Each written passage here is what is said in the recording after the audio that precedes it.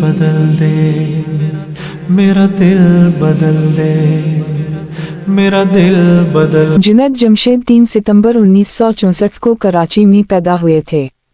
ان کے والد کی خواہش تھی کہ وہ پاک فضائیہ میں شامل ہو کر وطن عزیز کی فضائی سرحدوں کی رکھوالی کریں، تاہم نظر کمزور ہونے کے باعث فائٹر پائلٹ نہ بن سکے اور انجام کار فضائیہ کو خیر بات کہہ دیا۔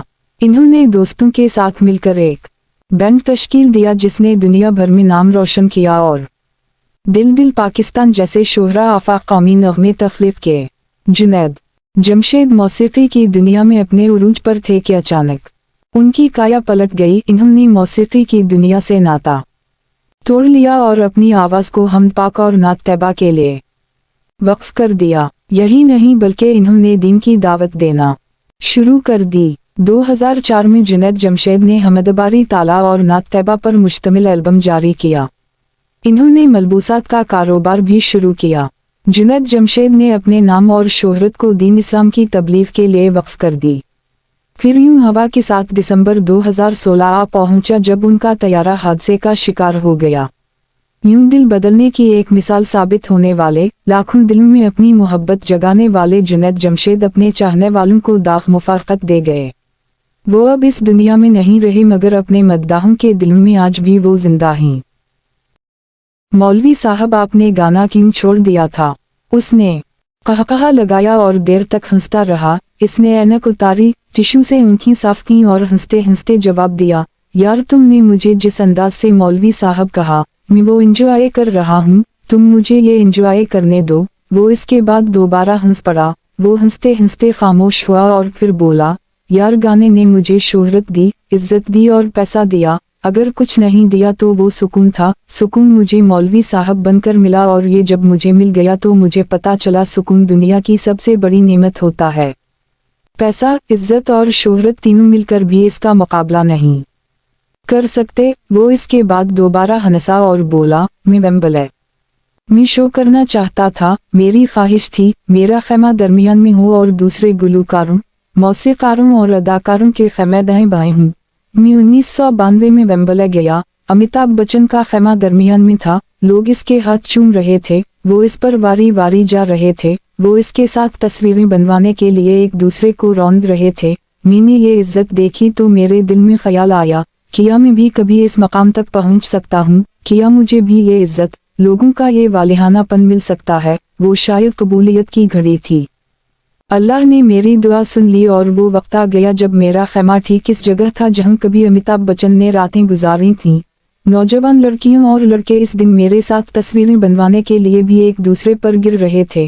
مجھے بہت خوشی ہوئی، میں اندر سے نہال ہو گیا۔ میں کئی دن اس سرشاری میں رہا لیکن پھر وہ خاموش ہو گیا۔ وہ دیر تک کچھ سوچتا رہا، پھر اس نے سر اٹھایا، میری طرف دیکھا اور بولا، لیکن پھر ایک نئے احساس نے اس سرشاری کی جگہ لے لی۔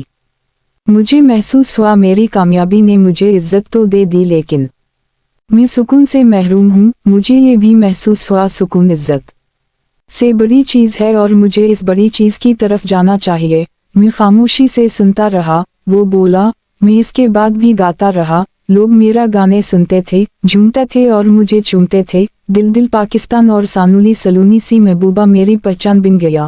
میں جہاں جاتا تھا لوگ مجھ سے فرمائش کرتے تھے، جے جے سانولی سلونی ہو جائے، اور میں ذرا سا گنگنا کر آگے نکل جاتا تھا، لیکن میں اب عزت کے ساتھ ساتھ سکون بھی تلاش کر رہا تھا، اور پھر اللہ تعالیٰ نے کرم کیا اور مجھے یہ نعمت بھی مل گئی۔ وہ خاموش ہو گیا۔ میں نے اس سے پوچھا، تم تبلیغی جماعت اور مولانا طارق جمیل کے قابو کیسے آ گئے؟ اس نے ایک قہقہا لگایا اور بولا، پاکستان کا ہر شہری زندگی میں کبھی نہ کبھی ڈاکٹر، پولیس اور تبلیغی جماعت کے قابو ضرور آتا ہے۔ زیادہ تر لوگ ان کے ساتھ چند دن گزار کر واپس آ جاتے ہیں، لیکن تھوڑی سی تعداد دائمی مریض، عادی مجرم اور مولوی صاحب بن کر مستقلا ان کا حصہ بن جاتے ہیں۔ میں بھی ایک دوست کے ذریعے مولانا طارق جمیل سے ملا اور پھنس گیا۔ میں نے پوچھا، آپ کیسے پھنس گئے؟ اس نے قہقہا لگایا اور جواب دیا، مجھے اس شخص نے اتنی محبت دی جو مجھے اس سے پہلے کسی سے نہیں ملی تھی۔ یہ محبت میرے لیے نشہ ثابت ہوئی اور میں اس نشے کی لت کا شکار ہوتا چلا گیا۔ میں نے دین کا مطالعہ شروع کر دیا، मैं शोर में चले लगाने लगा और मुझे जब होश आई तो मैं इस वक्त तक अच्छा खासा मौलवी साहब बन चुका था। मैंने इससे पूछा, आप अच्छे खासा समझदार इंसान हैं, आप दरमियान में भाग क्यों नहीं गए? उसने एक और कहकहा लगाया और बोला, मैंने भागने की एक आध ट्राई की थी, मैंने गाना छोड़ दिया था, लेकिन फिर अचानक एहसास हुआ जुनैद जमशेद तुम खाओगे कहाँ से? तुम्हें इसके अलावा कोई काम ही नहीं आता। गाना मेरी जिंदगी भी था। मुझे महसूस होता था मैंने अगर ये बंद कर दिया तो मुझसे मेरी जिंदगी छिन जाएगी। चुनचे मैंने शेव की और अपनी दुनिया में वापस आ गया, लेकिन चंद दिन बाद गलती का एहसास हो गया। मैं इस नतीजे पर पहुंच गया, मुझे सुकून और शोहरत, दौलत, इज्जत में से किसी एक का इंतखाब करना होगा। मेरे अंदर कश्मकश जारी थी, लेकिन फिर अल्लाह ताला ने करम किया। मेरे दिमाग से गलत फहमियों के अंधेरे छट गए और मैं दोबारा इस लाइन पर आ गया जहां मुझे होना चाहिए था। मैं तबलीग वालों के साथ शामिल हो गया। मैंने पूछा, लेकिन क्या शोहरत, इज्जत और दौलत आसानी से छूट गई? तड़प कर जवाब दिया, बहुत मुश्किल था। गाना मेरा वाहिद सोर्स ऑफ इनकम था। मुझे शोहरत की लत भी पड़ चुकी थी। मेरे लिए फिल्म्स, तस्वीरें और ऑटोग्राफ्स जिंदगी थी। मेरा गाना मेरा शनाख्ती कार्ड था। मैं इस शनाख्ती कार्ड के बगैर कुछ भी नहीं था। चुनचे में गाने के बगैर मुआशी, समाजी और ज़हनी तौर पर जिंदा नहीं रह सकता था। लेकिन फिर मैंने एक सौदा किया। मैंने अल्लाह के नाम पर अपने तीनों असासे कुर्बान कर दिए। मैंने इज्जत, शोहरत और रोजगार तीनों छोड़ दिए और अल्लाह की राह पर लग गया। वो खामोश हो गया। मैंने पूछा, क्यों? आपने ये क्यों किया? वो बोला, मैं बुनियादी तौर पर अल्लाह का कानून टेस्ट कर रहा था। मैंने किसी जगह पढ़ा था जो शख्स अल्लाह के साथ सौदा करता है, जो अल्लाह ताला के नाम पर अपनी अजीज तरीन चीज कुर्बान कर देता है, अल्लाह ताला उसे कभी मायूस नहीं करता। खुदा की जात उसे इसके हक से ज्यादा नवाजती है। मैंने अल्लाह के इस ऐलान, इस वादे को टेस्ट करने का फैसला किया। मैंने अपना कल असासा अल्लाह की राह में कुर्बान कर दिया। मेरे भाई, आप यकीन करो, अल्लाह ताला ने मेरी तीनों चीजें 70 से ज़रब देकर मुझे वापस लौटा दी। मैंने अल्लाह ताला के रास्ते में लाखों रुपए की कुर्बानी दी थी।